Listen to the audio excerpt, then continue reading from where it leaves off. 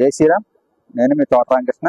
మన హిందువులపై కాశ్మీర్లో జరిపిన ఉగ్రదాడికి నిరసనగా మన వారు చాలా మంది దేశభక్తులైతేనే హిందువులైతేనో పాకిస్తాన్ జెండాని నడి రోడ్ల మీద అంటించి వాటిని తొక్కి వారికి మన నిరసన తెలియజేస్తుంటే, ఇక్కడున్న చాలా మంది ముస్లింలు ఆ జెండాల్ని తొక్కితే వాళ్ళు ఏదో వారి సొంత దేశ జెండాన్ని తొక్కినట్లు బాధపడి వాళ్ళందరూ వచ్చి ఆ జెండాల్ని తీసేసి రోడ్ల నుంచి తీసేసి వాళ్ళు దాచుకుని బ్యాగులో పెట్టుకుని వెళ్ళిపోతున్నారు కొంతమంది ముస్లిం మహిళలు.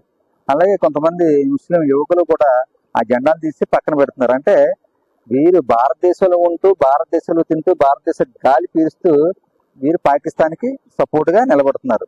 అంటే భారతదేశంలో ఎంతమంది భారతదేశ వ్యతిరేకులు ఉన్నారో ఒకసారి గమనించారా? మన పక్కనే ఉంటారు, మనల్ని అన్నయ్య అంటారు, తమ్ముడు అంటారు, బాబాయ్ అంటారు.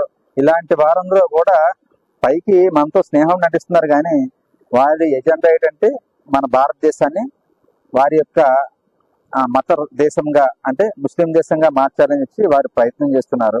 దానికోసం మన దగ్గర మంచిగా ఉంటూ సమయం వచ్చినప్పుడు మన మీద దాడులు చేస్తూ మన దేశానికి వ్యతిరేకంగా నడుస్తూ మన దేశాన్ని నిందిస్తూ పాకిస్తాన్కి జై కొడుతూ ఇక్కడ ర్యాలీలు చేస్తున్నారంటే మన భారతదేశంలో హిందువులు ముద్దు నిద్రలో ఉండడం వల్లే ఇలాంటి విదేశీ అరాచక శక్తులు బాగా పెరిగిపోతున్నాయి. ఈ మతున్మాదులు బాగా పెరిగిపోతున్నారు.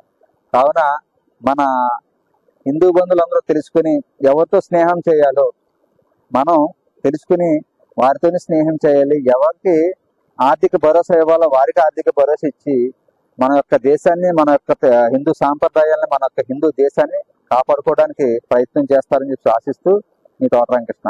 జై శ్రీరామ్.